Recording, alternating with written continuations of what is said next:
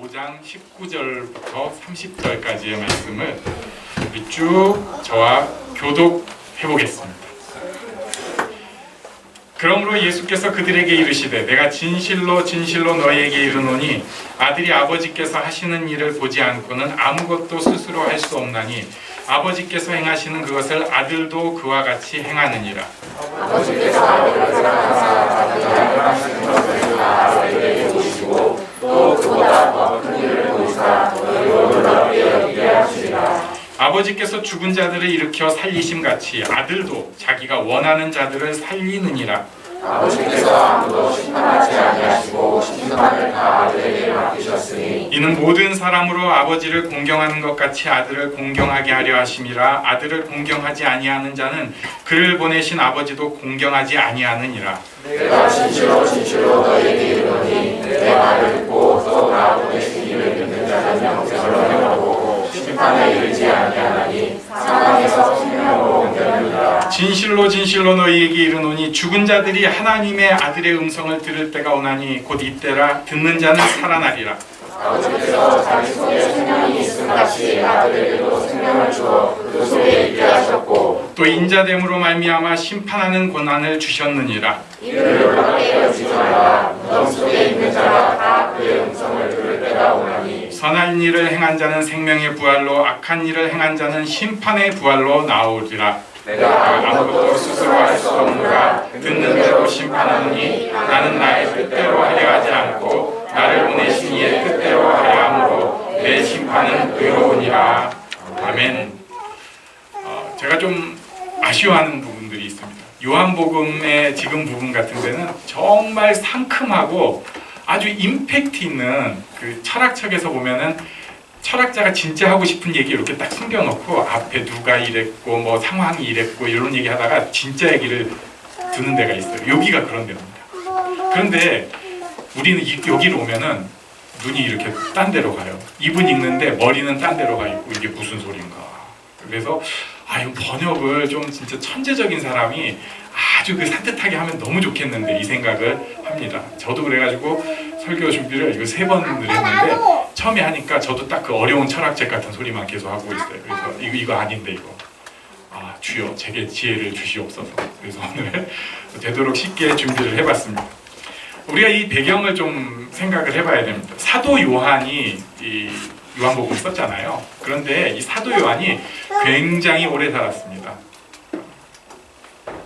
90살을 넘었다고 봅니다. 보통 자기가 10대 때 만난 예수님, 자기가 10대 때 예수님의 사랑을 받고 예수님을 따르기 시작했습니다. 그런데 예수님이 죽으시고 부활하신 후에 그 예수님을 따르는 무리들이 많이 생겨났어요. 그리고 그들이 예수님 때문에 죽었습니다. 예수님 때문에 죽은 그 사람들 때문에 교회가 굉장히 큰 어떤 충격이 있었고 그 충격 때문에 교회에 사람들이 많이 몰려들기 시작했습니다. 사람들이 교회 안에 점점 몰려들기 시작합니다. 그런데 사도들은 벌써 30년 전에 거의 순교를 다 했어요. 예수님 직접 따랐던 제자들 중에서 남은 사도는 자기밖에 없는 지가 벌써 몇십 년이 됐습니다. 사람들은 교회 안에 점점 몰려들기 시작합니다. 죽음의 위협이 있는데도 몰려들기 시작해요. 그래서 교회 안에서 어떻게 살아야 될 것인가를 사도 요한이 편지로 씁니다. 니들이 이렇게 해야 된다. 내가 있는 이 에베소뿐만 아니라 다른 곳에 있는 너희들도 교회가 어떤 곳인지 예수님이 어떤 것인지 어떤 분인지 너희가 그렇게 한 다리 건너 들은 예수님이 어떤 분인지 내가 직접 써주겠다 라고 쓴 것이 요한복음 그리고 요한 1, 2, 3서 그리고 요한 계시록이에요. 그 중에 요한 1, 2, 3서에 보면 그냥 하나로 요약하면은 사랑하라입니다. 여기 읽는 사람들 중에는 그냥 교회 온 사람도 있을 것이고요. 구경 온 사람들도 있을 거예요. 사람들이 많아지기 시작하니까. 또 교회 안에 있는 어떤 그 성도들의 관계가 좋아서 온 사람도 있을 거예요. 또 그 중에는 뭔가 자기 삶의 갈증, 진리를 찾아서 온 사람도 있을 것입니다. 그런데 이런 모든 사람에게 꼭 필요한 것은 예수님처럼 배신당하고 고통당해도 사랑하라. 교회 안에서 꼭 필요한 것, 예수를 따른 사람이 꼭 필요한 것은 사랑하라는 것이에요. 그러면서 유명한 말씀을 했습니다. 요한일서 4장 8절 16절에 두 번 나오는데요. 하나님은 사랑이시라고 했어요. 하나님은 사랑이시다.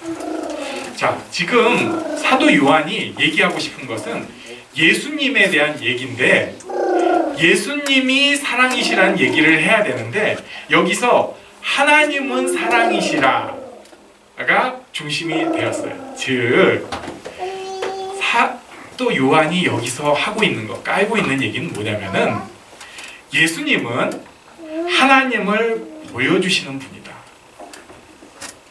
예수님은 우리가 하나님을 알게 하시는 분이다.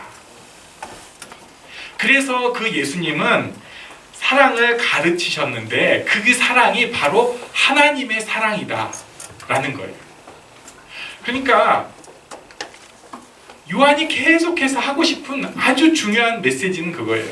예수님은 하나님 제대로 보여주신 겁니다. 진짜 하나님이 어떤 분인지 알게 해주신 분입니다.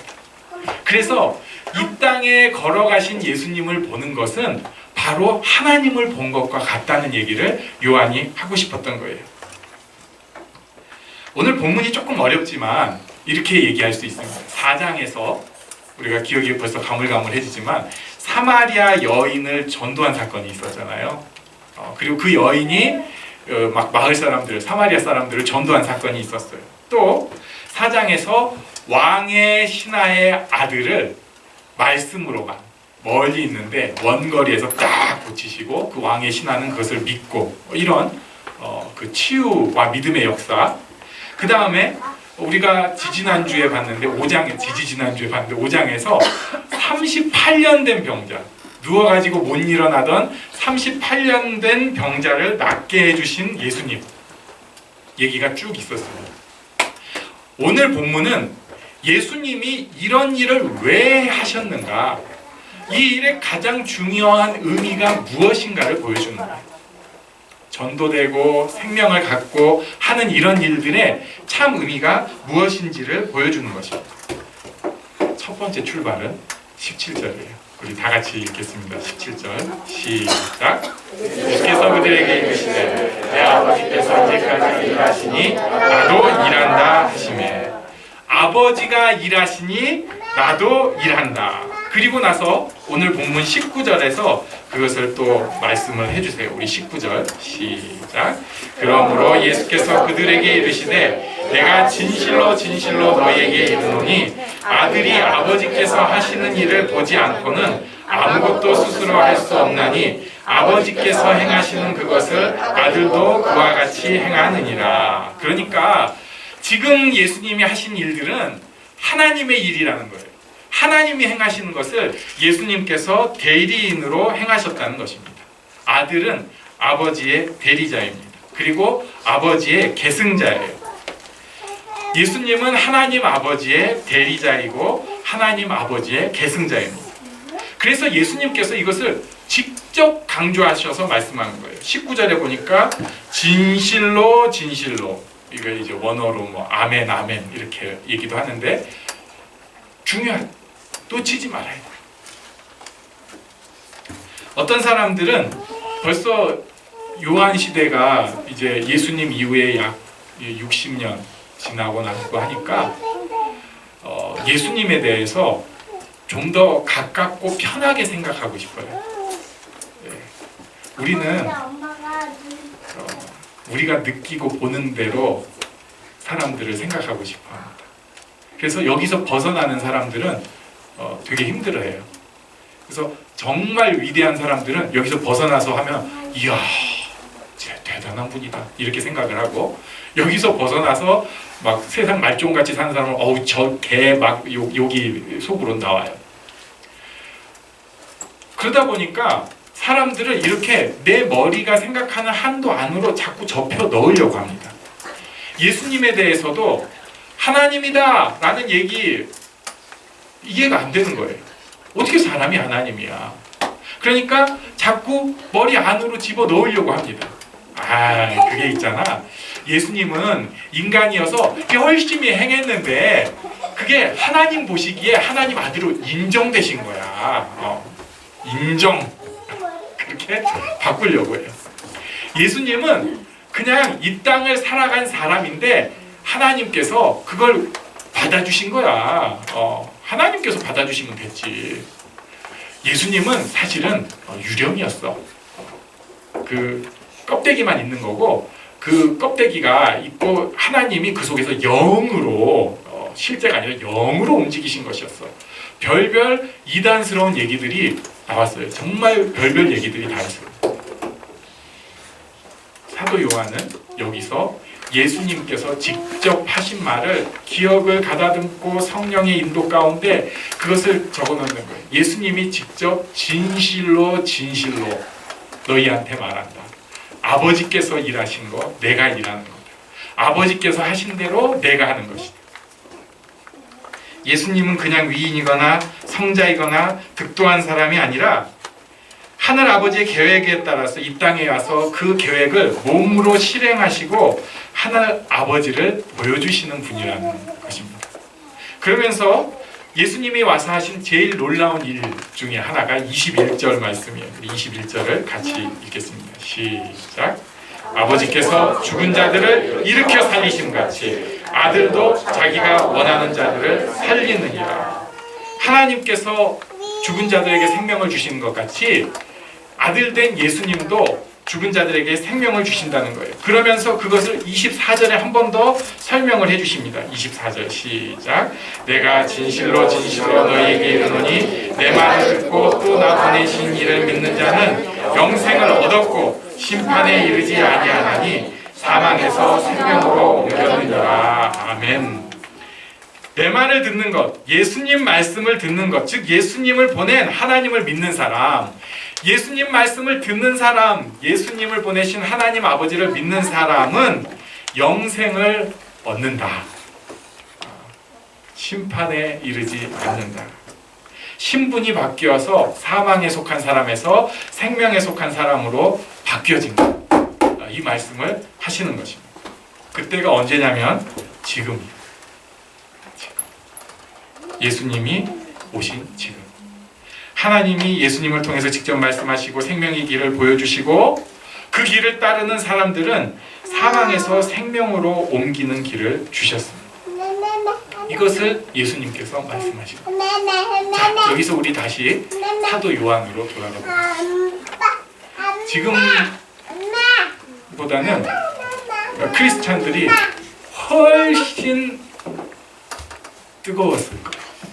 왜냐하면은 진짜 믿음으로 오지 않냐면 언제 박해가 일어나서 잡혀 죽을지 모르는 그때였습니다. 그런데도 교회 안에 있는 사람들이 생명이 없어요. 이상한 일인데 종교 생활을 하기 시작하고 생활의 한 부분으로 이게 좋은 뜻으로 받아들일 수도 있지만 생활의 한 부분으로 그냥 교회 생활을 가지고 가기 시작할 때 그 사람에게서 생명이 없어집니다. 생명의 그 능력이 없어져 버려요. 교회에서 되게 안타까웠을 거예요. 사도 요한이 볼 때 그 교회에 나오겠다고 사람들이 정말 애쓰고 핍박을 무릅쓰고 나와가지고 거기에서 그래도 하나님을 제대로 믿겠다, 난 예수님을 따르겠다 얘기하는데도 그 사람한테 부활의 능력, 생명의 능력이 없는 거예요. 박해 속에서 힘들어 하면서 나오는데 그게 없으니까 그걸 볼 때 이 교회 안에 늙은 노 사도가, 노 목사가 이걸 보면서 안타깝다. 저 바로 앞에 생명이 있는데 그거 맛보면은 인생이 바뀌는데 왜 그걸 모르고 저렇게 아이고 그러면서 자기를 어떤 때는 채찍질하고 힘들어도 다시 한번 일어나서 한자 기록하는 거예요. 나를 사랑하신 예수님이 이랬지. 하늘 아버지를 자기를 통해 보여주셨지. 내가 생명이라고 그렇게 강조하셨지. 그러면서 아마 스스로도 생각했겠죠. 나는 지금 생명이 누려지고 있을까? 지금 우리 교회에 이번 주에 만나는 사람들은 생명이 누려지고 있을까? 우리 교회에서 자라는 아이들은 생명이 누려지고 있을까? 하늘 아버지의 그 부활하는 세상을 이기는 그 생명의 능력, 기쁨의 능력이 정말 있을까? 이 시대의 교회에 꼭 필요한 말씀입니다. 우리에게 꼭 필요한 말씀입니다. 사람들 속에서 우리가 열심히 살아가야 돼요. 그러다 보니까 세상이 주는 자극, 눈치 이런 데는 굉장히 예민해져 있고 우리도 그간에서 뭐 좀 해보려고 바닥바닥 애쓰면서 살고는 있는데 내 안에 있어서 가장 중요한 생명의 능력에 대해서는 그건 있는 건 알아요. 네. 아멘 있습니다. 근데 저랑은 별로 관계가 없어요. 이렇게 살아버리고 있습니다. 안타까울 거예요. 지금 이것을 만약에 우리 교회에 사도 요한이 와가지고 한국 교회에 사도 요한이 와가지고 이렇게 보고 있으면 참 잘하고는 있는데 애쓰고는 있는데 왜 더 못할까? 진짜 아니 저렇게 고생하는데 더 중요한 걸 왜 놓치고 살지? 딱 이럴 것 같아요. 우리 크리스찬의 삶에 예수님의 이 부활의 능력, 생명의 능력이 꼭 있기를 바랍니다. 우리 인생 가운데 우리 걸음을 인도해 주시는 그 생명의 능력이 꼭 있기를 원합니다. 무너진 관계 속에서 하나님 바라보며 새로운 관계로 일으켜 주시는 그 능력이 꼭 있기를 원합니다. 우리의 인생 이미 포기된 것 같은 모습이 있었을지라도 다시 세워주시고 사용하시는 그 부활의 능력이 꼭 있기를 원합니다. 우리가 누릴 자격이 있고 누려야 할 의무도 있습니다. 예수님 말씀 따라 아버지께서 주신 생명의 능력을 나누는 복된 우리가 되기를 원합니다. 우리 잠시 일어나서 기도하는 시간 갖겠습니다.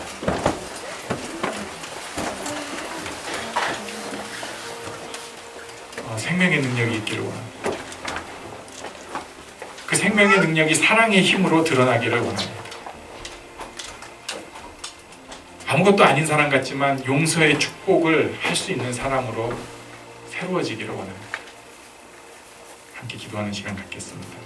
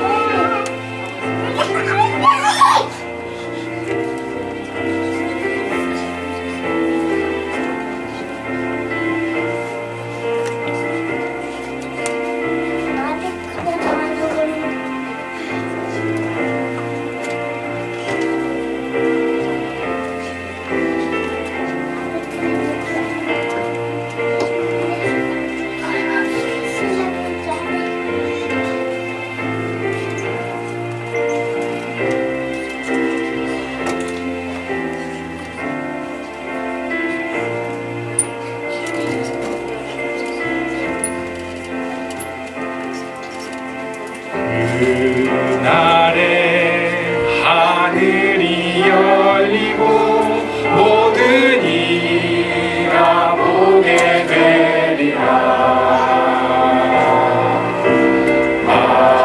마침내